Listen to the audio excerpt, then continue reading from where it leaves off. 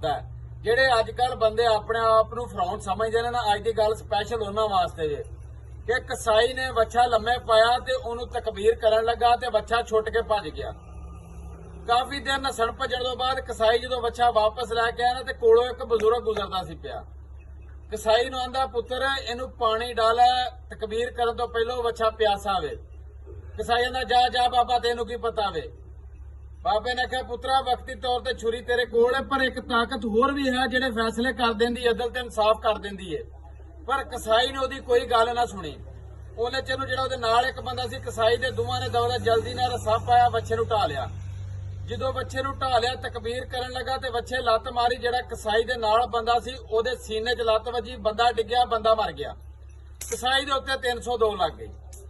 ਕਸਾਈ ਜੇਲ੍ਹ ਦੇ ਵਿੱਚ ਚਲਾ ਗਿਆ। ਕਸਾਈ ਨੂੰ ਸਜ਼ਾਏ ਮੌਤ ਹੋ ਗਈ। ਜਦੋਂ ਕਸਾਈ ਦੀ ਫੈਮਿਲੀ ਕਸਾਈ ਨੂੰ ਮਿਲਣ ਵਾਸਤੇ ਗਈ ਨਾ, ਸਜ਼ਾਏ ਮੌਤ ਹੋਣ ਤੋਂ ਬਾਅਦ ਤੇ ਕਸਾਈ ਰੋਣ ਲੱਗ ਪਿਆ ਤੇ ਉਹਨਾਂ ਦਾ ਇਸ ਤਰ੍ਹਾਂ ਇੱਕ ਬਾਬਾ ਸੀ, ਐਸ ਹੁਲੀਆ ਦਾ ਸੀ, ਗੁਜ਼ਰਦਾ ਸੀ ਪਿਆ, ਉਹਨੂੰ ਟੱਕਰ ਕੇ ਜ਼ਰੂਰ ਪੁੱਛਿਓ। ਜਦੋਂ ਬੰਦਾ ਮਰਿਆ ਉਹ ਬਾਬਾ ਕੋਲੋਂ ਲੰਘਿਆ ਸੀ, ਉਹਨੇ ਆਖਿਆ ਸੀ ਇੱਕ ਤਾਕਤ ਹੋਰ ਵੀ ਹੈ ਜਿਹੜੀ ਫੈਸਲੇ ਕਰਦੀ ਏ। ਘਰ ਦੇ ਆਏ, ਉਹਨਾਂ ਨੇ ਨਸਿਆ ਭਜਿਆ ਬਾਬੇ ਨੂੰ ਲੱਭਿਆ ਤੇ ਬਾਬੇ ਨੂੰ ਆਖਿਆ, ਬਾਬਾ ਜੀ ਤੁਸੀਂ ਉਹਨੂੰ ਮਾਫ ਕਰ ਦਿਓ। ਬਾਬੇ ਆਖਿਆ, ਪੁੱਤਰ ਮੈਂ ਤੇ ਉਦੋਂ ਹੀ ਮਾਫ ਕਰ ਦਿੱਤਾ, ਮੇਰਾ ਉਹਦੇ ਨਾਲ ਕੋਈ ਲੈਣਾ ਦੇਣਾ ਨਹੀਂ, ਪਰ ਉਸ ਅੱਲਾਹ ਪਾਕ ਦਾ ਲੈਣਾ ਦੇਣਾ ਉਹਦੀ ਮਖਲੂਕ ਤੇ ਉਹਦੇ ਜਾਨਵਰ ਦੇ ਉੱਤੇ। ਉਹ ਤਕਬੀਰ ਕਰਨ ਲੱਗਿਆ, ਉਹਨੂੰ ਪਾਣੀ ਵੀ ਨਹੀਂ ਪਿਆ ਸਕਿਆ। ਮੈਂ ਸਿਰਫ ਉਹਨੂੰ ਇੰਨਾ ਆਖਿਆ ਸੀ ਕਿ ਉਹਨੂੰ ਆਪਣੇ ਆਪ ਤੇ ਗਰੂਰ ਹੋਇਆ ਸੀ, ਕਿਉਂਕਿ ਗਰੂਰ ਅੱਲਾਹ ਪਾਕ ਨੂੰ ਬਿਲਕੁਲ ਪਸੰਦ ਨਹੀਂ।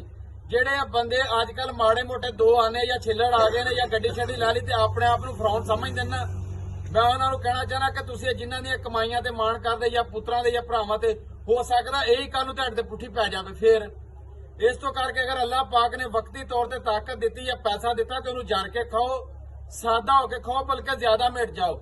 ਬਾਬੇ ਆਂਦੇ ਹੁੰਦੇ ਸਨ, ਅਗਰ ਕਰੋ ਤੇ ਤਾਂ ਵੀ ਡਰੋ, ਅਗਰ ਨਾ ਕਰੋ ਤੇ ਜ਼ਿਆਦਾ ਡਰੋ। ਮੈਂ ਨਾ ਉਸ ਜ਼ਾਤ ਕੋਲੋਂ ਹਮੇਸ਼ਾ ਡਰਨਾ ਚਾਹੀਦਾ। ਗਰੀਬ ਤੇ ਜ਼ੁਲਮ ਕਰਨ ਤੋਂ ਪਹਿਲਾਂ ਸੋਚਣਾ ਚਾਹੀਦਾ, ਕਿਉਂਕਿ ਸਾਡੇ ਹੁਣ ਬਲੱਡ ਬੜੇ ਸਮਝਦਾਰ ਹੋ ਗਏ ਨੇ। ਅਗਰ ਮਾੜਾ ਵੇਖੀਏ ਤਾਂ ਸਾਡਾ ਮਿੰਟ ਮਾਰ ਕੇ ਹਾਈ ਹੋ ਜਾਂਦਾ, ਤਗੜਾ ਅਗਵਾ ਜੇ ਤੇ ਲੋ ਹੋ ਜਾਂਦਾ।